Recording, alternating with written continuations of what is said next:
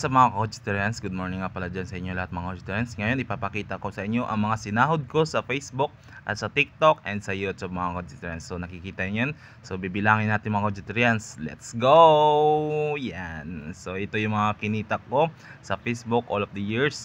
So ayan, kung nakikita nyo, nasa 608 lang ang kinita ko mga Kojitarians sa Facebook. Grabe, konti lang talaga mga Kojitarians. So ito naman, ang sinahod ko rin sa TikTok, nasa 3,200 mga Kojitarians. So yan, pasayo-sayo lang yan mga Kojitarians.